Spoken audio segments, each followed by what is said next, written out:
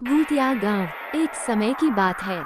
चमकोली नामक गांव में अक्सर अजीबोगरीब घटनाएं हुआ करती थी। गांव वालों का मानना था कि उनका चिमकोली गांव शापित है।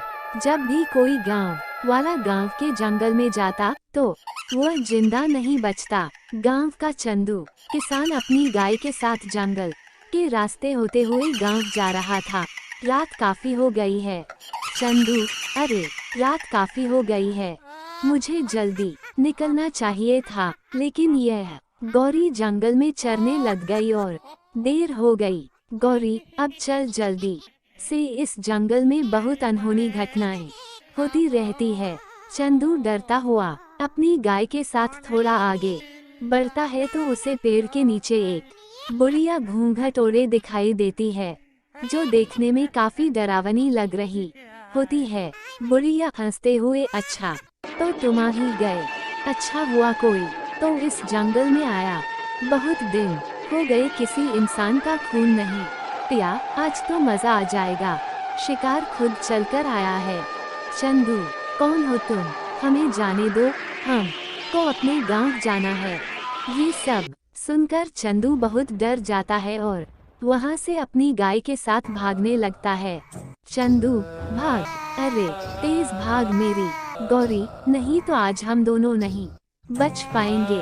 तभी वो घूंघट वाली बुढ़िया उसके सामने आ जाती है और अपने लंबे लंबे नाखूनों से चंदू को मार डालती है। उसके बाद उसकी गाय को भी। अगली सुबह ये खबर गांव वालों को पता चलती है। गांव के लोग ये जानकर बहुत हैरान हो जाते हैं। गांव में आदमी, अरे भैया, सुना है उस घूंघट वाली बुढ़िया ने कल रात चंदू किसान और उसकी गाय को मार डाला। भैया, ये तो अच्छा नहीं हुआ भैया। दूसरा आदमी, हाँ भैया, अब तो इस गांव में रहते भी डर लगता है, लेकिन क्या करें भैया, गांव छोड़कर भी तो नहीं जा सकते ना। वो ये जंगल है, वो गांव के बीचों बीच ही पड़ता है, आखिर जाए तो कहाँ जाएं? उद्धरण चिन्ह। ये बोलते हुए वो दोनों बहुत उदास हो जाते हैं। चंदू के मरने की खबर उसके घर पहुंचती है। चंदू किसान का बेटा पप्पू जोर जोर से रो रहा होता है। वानी पप्पू की सौतेली माँ, अरे रे, अब बस भी कर दे रोना तू, तेरा बाप तो तुझे छोड़कर चलता बना मेरे ऊपर, आखिर मैं कहाँ से खिलाऊंगी तुझे रोटी? मेरा तो खुद एक बेटा है और तेरे बाबा, जो आज तक एक पैसा भी नहीं जोड़ पाए, छोड़ गए तुझे मेरे ऊपर। नहीं नहीं, अब मैं तुझे अपने पास नहीं रख सकती। हाँ, निकल जाए यहाँ से। जग्गू पप्पू का सौतेला भाई, अरे हाँ माँ, निकालो इसे यहाँ से। पिताजी का सबसे लाडला बना फिरता था, अब आएगा मजा।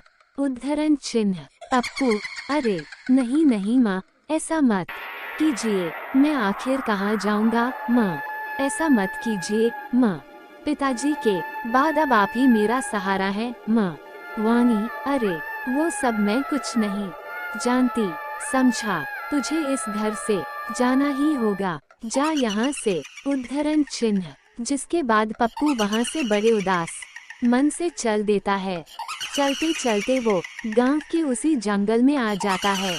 जैसे ही पप्पू अंदर जंगल में जाता है, उसे डरावनी आवाजें सुनाई देने लगती है।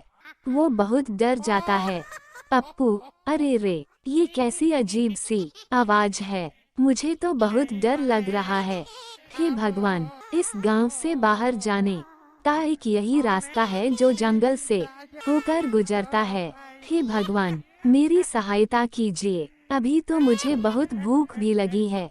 हाँ, और जिस ओर से डरावनी आवाजें आ रही होती है, पप्पू उस ओर चल देता है। तभी वो देखता है कि वहीं पेड़ के नीचे घूंघट में एक बुढ़िया बैठी है।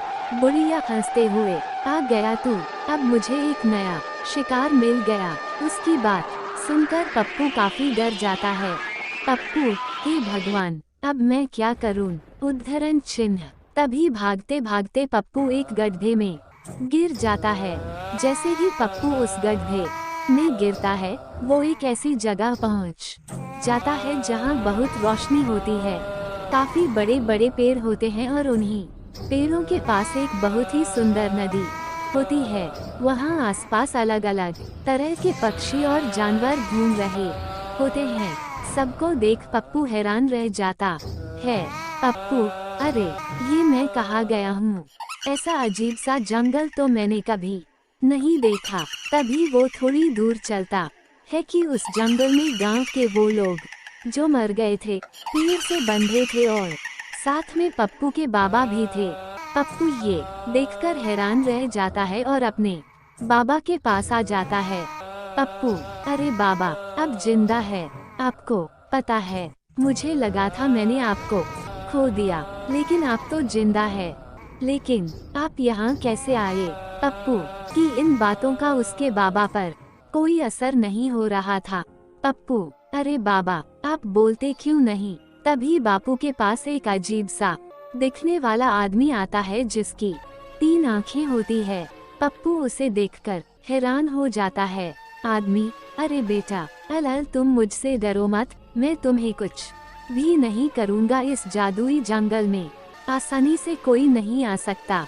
अगर तुम यहाँ आए हो तो जरूर तुम में कोई खास बात अवश्य है। पप्पू, लेकिन आप कौन हैं? और यहाँ पर मेरे गांव के वो सारे लोग मौजूद हैं जो मर गए थे, यहाँ तक कि मेरे बाबा भी।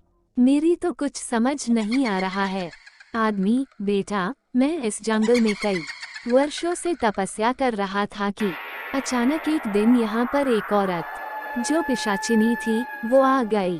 कई वर्षों की तपस्या के बाद मुझे एक मंत्र मिला जिससे मैं सबसे शक्तिशाली हो सकता था और हमेशा के लिए अमर भी। लेकिन इस बात की खबर उस पिशाचिनी को लग गई और यहाँ मुझे मारने आ गई। फ्लैशबैक, पूर्वालोकन। बुढ़िया, मैं पिशाचिनी हूँ। मुझे पता चल गया है कि तेरे पास वो जादुई मंत्र है। मुझे वो जादुई मंत्र बता, मैं इस दुनिया में अमर होना चाहती हूँ। आदमी, उस समय अगर मैं पिशाचिनी को जादुई मंत्र नहीं बताता तो वो मुझे मार डालती, इसलिए मैंने उसे वो जादुई मंत्र बता दिया। लेकिन क्योंकि वो एक पिशाचिनी औरत थी इसलिए उसे अमर होने के लिए उस जादुई मंत्र के साथ साथ कुछ लोगों के खून की भी जरूरत थी जिनका खून पीकर वो अमर हो सकती थी। तब से ही पिशाचिनी अपना भेष बदल कर अलग अलग गांव में जाती है और लोगों को मारकर उन्हें यहाँ इस जंगल में ले आती है और उनका सारा खून पी जाती है।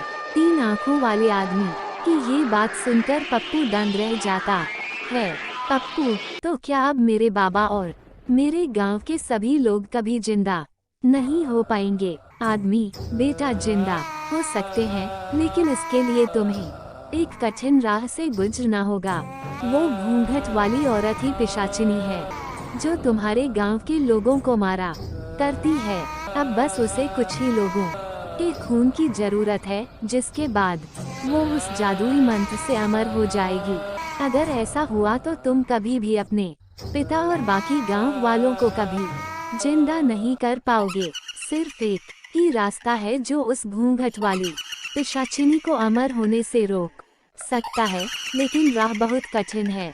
पप्पू, मुझे वो राह बताएं। मैं अपने बाबा और गांव वालों को फिर से जिंदा करना चाहता हूँ। बताइए, मुझे क्या करना होगा? उद्धरण चिन्ह।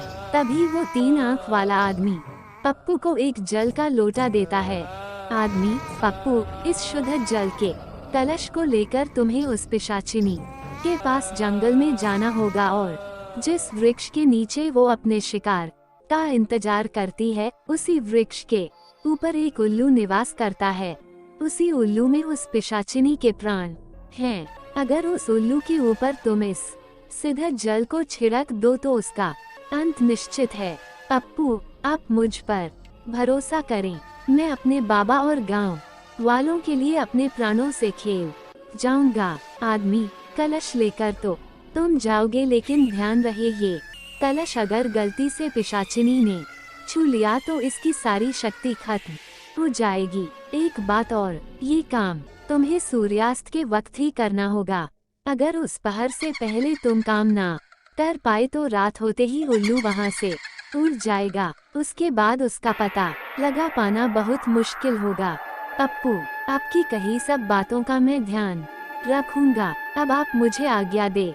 आदमी, तुम अपने कार्य में कामयाब होकर लौटो। सभी का आशीर्वाद तुम्हारे साथ है।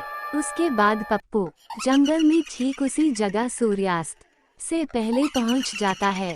पप्पू, मैं उस पिशाचिनी को किस तरह इस पेड़ के नीचे से हटाऊं?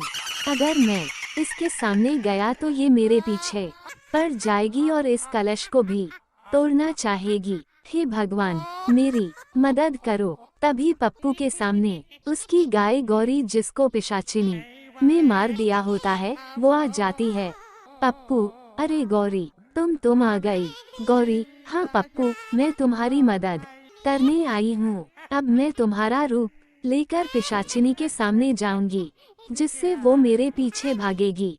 तब तुम पीछे से जाकर उस पेड़ पर बैठे उल्लू पर इस सिद्धर जल को छिड़क देना, जिससे इस पिशाचिनी का अंत हो जाएगा। पप्पू, ठीक है, मैं बिल्कुल वैसा ही करूँगा। उसके बाद गौरी पप्पू का रूप ले लेती है। पिशाचिनी के सामने जाकर, गौरी, इधर देखो बूढ़ी पिशाचिनी, आओ मेरे पास। पिशाचिनी, अरे ये क्या देख रही हूँ? आज मेरा शिकार मुझे खुद बुला रहा है। आज तो आनंद आ जाएगा। उस दिन तुम कहीं भाग निकले थे, आज तुम्हें कोई नहीं बचा पाएगा। हाँ, उद्धरण चिन्ह। पप्पू, सूर्यास्त होने ही वाला है। यही वक्त है जब मुझे उस उल्लू पर जल छिड़कर इस पिशाचिनी का अंत करना होगा। पप्पू झट से उस पेड़ पर चढ़ जाता है और देखता है कि एक बहुत भयानक सा उल्लू पेड़ की डाल पर बैठा हुआ है। पप्पू कलश से जल उस पर छिड़क देता है, जिससे उल्लू जलकर खाक हो जाता है और वहीं दूसरी ओर पिशाचिनी गौरी के पीछे भागते हुए जलने लगती है। पिशाचिनी, अरे ये क्या हो रहा है? मेरा शरीर कैसे जल रहा है? धोखा, मेरे साथ धोखा हुआ है। नहीं, किसी को नहीं छोड़ूंगी, बचाओ। पप्पू, धन्यवाद ईश्वर, मैं इस पिशाचिनी का अंत करने में सफल हुआ। उसके खत्म होते ही पप्पू के बाबा और सभी गांव वाले उस 3 आंख वाले आदमी के साथ वहां आते हैं, जिन्हें देखकर पप्पू बहुत खुश हो जाता है। पप्पू, अरे बाबा, आप जिंदा हो गए। मेरे प्यारे बाबा, देखो, मैं आपको अपने पास फिर से ले आया। उद्धरण चिन्ह। चंदू, हाँ मेरे बच्चे, देख मैं तेरे पास आ गया हूँ। 3 आंख वाला आदमी, वाह पप्पू, तुम सच में बहुत बहादुर और साहसी हो। तुमने उस पिशाचिनी घूंघट वाली बुढ़िया को हमेशा के लिए मुक्त कर दिया है। अब वो बहुत दूर जा चुकी है। अब तुम्हारा गांव शापित नहीं रहा बेटा। अब किसी भी गांव वाले की मौत नहीं होगी और ये सब तुम्हारे ही कारण हुआ है। यह सुनकर वापस जिंदा हुए सारे गांव वाले भी पप्पू का धन्यवाद करने लगते हैं। वानी, मुझे माफ कर दो पप्पू, मैंने तुम्हारे साथ बहुत गलत व्यवहार किया।